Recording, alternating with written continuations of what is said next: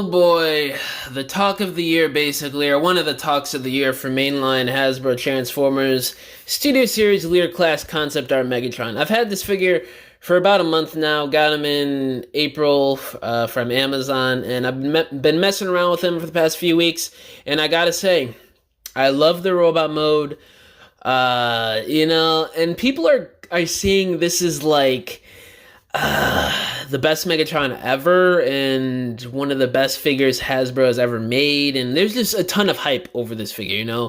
It's super hard to find right now. People are going crazy trying to get this figure. I was lucky enough to get this on Amazon. They restocked it at a random time one day early in the morning, and I just happened to be on Amazon at the time, and I was like, damn, I gotta get this, hurry up. So I got it, and here we are. So I have him in jet mode because that's just how I had him in. I did a short with this guy yesterday, so if you want to go check that out, it's on the channel. But the complaints I have basically are just the lack of accessories and the whole triple changing thing. And this is after tax and everything, a damn near $60 toy. You're talking like $58 after tax. So basically a $60 toy for leader class figures nowadays. And this is the jet mode. Now, I do like the jet mode. I think it looks good. The cannon at the bottom is kind of cool. I kind of did my own flavors with it, how to place the arms and these things flipped up. I kind of did my own thing with the jet mode, but I do like the nose cone right there, some nice details. This is not going to be a full-on review. It's just an overview and giving you guys my own personal thoughts on the figure. I mean, you could definitely see the influence that they were going for here. Grabbing my KO 2007 Studio Series Megatron here. You could see the influence in design, and same thing with the tank mode with the Revenge of the Fallen, but I will not be transforming this silly thing into tank mode because that tank mode is probably one of the worst Cybertronian tanks I have ever seen from Hasbro. But this jet mode I do like. I do like the sort of influence and design cues from the 2007 jet because I absolutely love this design, contrary to popular belief, but I love this design. I grew up with it. So yeah, I think the jet mode is pretty solid. It's just the tank mode is just terrible. And the transformation to jet mode, I actually do really like how dynamic it is and the way some of the parts moved around to form this jet mode. But again, it's just the tank mode and the lack of accessories. This is a leader class, and all he comes with is the fusion cannon. Now, I wish he came with a freaking mace, an articulated mace similar to what they did with Optimus Primal's chain from the leader class figure last year. He just needed another accessory too. A melee weapon and maybe some blast effects or something. Just something extra to really make it feel like this is worth it. But in terms of the plastic quality and the overall engineering, I do really feel like they sort of sacrificed accessories for the overall quality of the base figure because mostly everything is screws.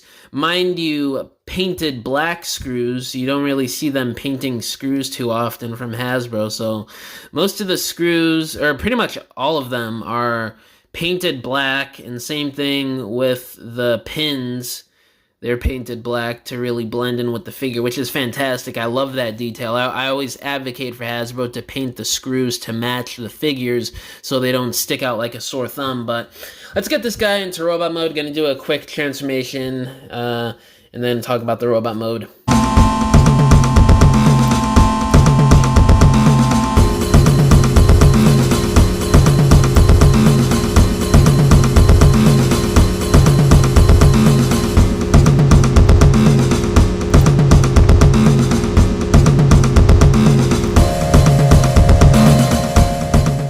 In the robot mode, absolutely gorgeous. All the sculpted details, the silver paint, the red accents, even though I wish there was a bit more on the legs, maybe to break some of the black and silver up.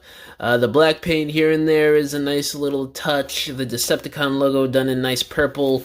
The head sculpt looking glorious with the red eyes and the evil face and the details all up in there. I do wish the fusion cannon was just a bit bigger and menacing looking. I don't know, just something about it just seems a bit underwhelming to me, but still pretty good. I do still like the way this looks.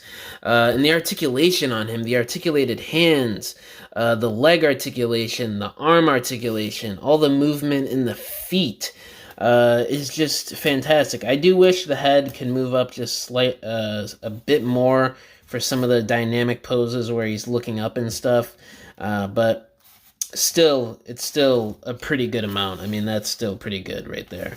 And just the overall design, the sleekness of him, and just the heft of him just feels great.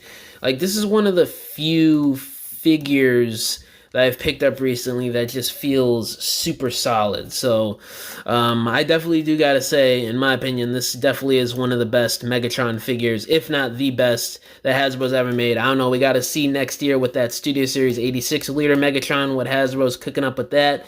But if this right here is a teaser for what's to come next year with that other G1 Megatron, man, they're gonna knock it out of the park for the second time in a row, because this thing is amazing. Other than, you know, the triple changer modes being a bit weak, the lack of accessories, and the arm cannon being a little bit underwhelming to me. But I mean, the amount of articulation that they packed into this guy is just fantastic. I mean, even freaking butterfly joints that you don't even need to use for transformation. I mean, most butterfly joints, they're for transformation, but this one right here, I'm pretty sure you don't have to use this joint for transformation. So just the fact that they thought about that and engineered it into a mainline Hasbro transforming transformer is just fantastic in my opinion. So I cannot recommend this guy enough. Even though he does have his little issues and problems in my book, he's still pretty freaking fantastic and easily the best Megatron figure Hasbro has made in the Generations line.